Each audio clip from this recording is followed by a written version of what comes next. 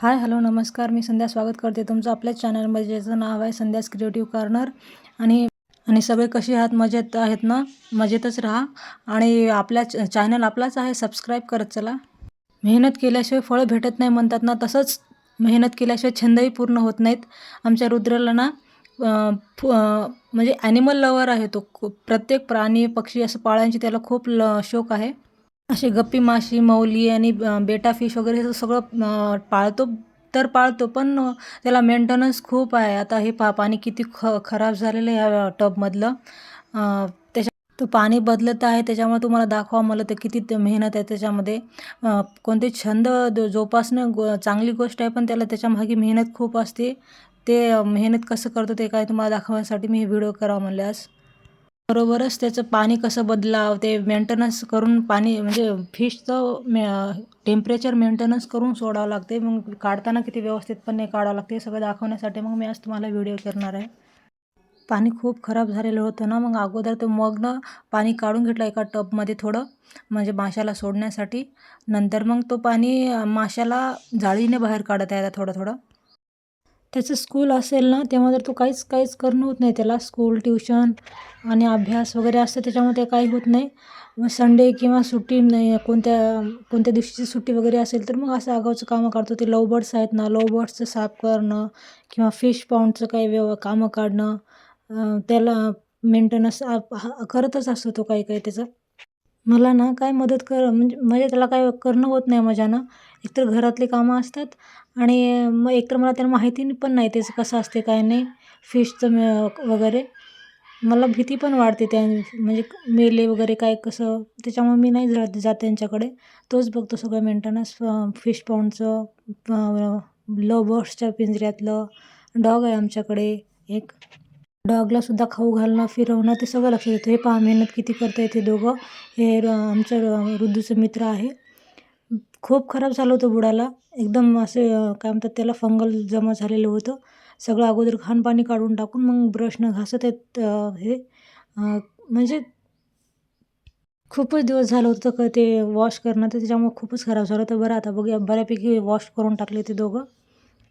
त्याच्यामध्ये ना हे वॉटर कॅबेज आहे, ते जो गोल गोल त्याच्या खाली मुळा दिसत आहेत ना, ते वॉटर कॅबेज आहेत.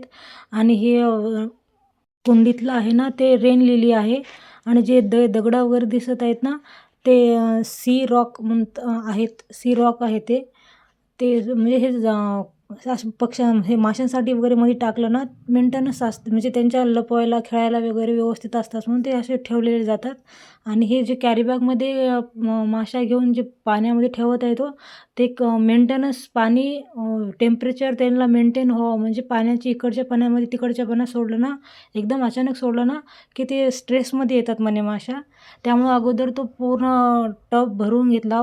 मग त्याच्यामध्ये ते त्याच पाण्यामध्ये ठेवून त्या टबमध्ये ठेवला. त्यामुळे त्याचं काय वातावरणाचं इफेक्ट एकदम होणार नाही. त्याच पाण्यामध्ये राहून मग नंतर थीर इकडं सोडलं ना, त्यांना ते डिप्रेशनमध्ये येत नाहीत म्हणे माशा. त्याच्यामुळे ते व्यवस्थित त्यांना थीर करत आहे सगळ्या गोष्टी. हे पहा, आता पाणी साफ केल्याच्यानंतर माशामध्ये सोडत आहे, तर वा किती भारी वाटतं, एकदम मस्त. असं डोळ्याला बघलं ना, एक वेगळीच फिलिंग देते, म्हणजे छान वाटतं. अशाच काही गोष्टीसाठी तर मग असेच छंद जोपासायचे असतात, की ते पाहिल्याच्या नंतर किती भारी वाटते पहा. ते खराब पाणी काढून टाकून व्यवस्थित चाळणीमध्ये ते माशा धरून घेत आहेत. आणि ते मग नंतर टबमध्ये सोडतात, म्हणजे घाण पाण्यातली खाली घाण पाणी खाली निघून जाते. माशाच तेवढे व्यवस्थित जाळीमध्ये असतात.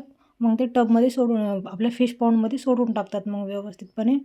तरीसुद्धा किती भीती वाटते ना, एकदम खाली पडले माशा केले तर किती भीती वाटेल ते एवढ्या ते. असं आता पहा नजारा किती भारी दिसतोय ह्या. वाव!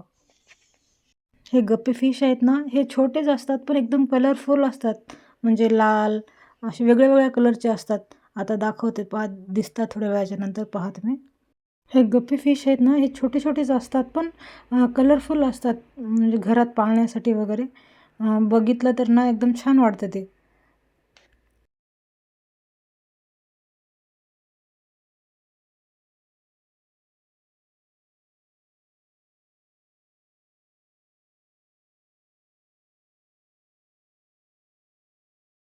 पहा किती काळजी घेऊन करत आहे ते दोघंही.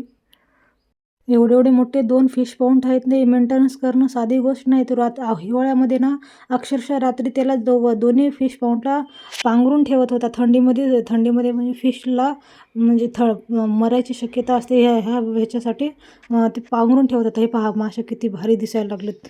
ते काळी माशी तर माझी फेवरेट आहे, एकदम मस्त भारी दिसते खूप. आणि फिश कॅबेज हे वॉटर कॅबेज आहेत, ते पण किती भारी दिसायला लागलेत. हा व्हिडिओ झाला 5 मिनिटाचा खरं, पण लागले 2 तास मेहनत ह्याला. आणि आमच्या रुद्राचं हे फिश पाउंड कसं वाटलं मला सांगा कमेंट करून. हे अंडर वॉटर व्ह्यू आहे. रुद्र म्हणला आमचं खूप भारी दिसेल, हे अंडर वॉटर व्ह्यू घे म्हटलं. तर हे घेतलं, पण तेवढं क्लिअर नाही आलं, पण खूप छान आलं. आणि कसं वाटलं ते नक्की कमेंट करून सांगा. आणि आपल्या चॅनलला सबस्क्राईब करा. थँक्यू. बाय.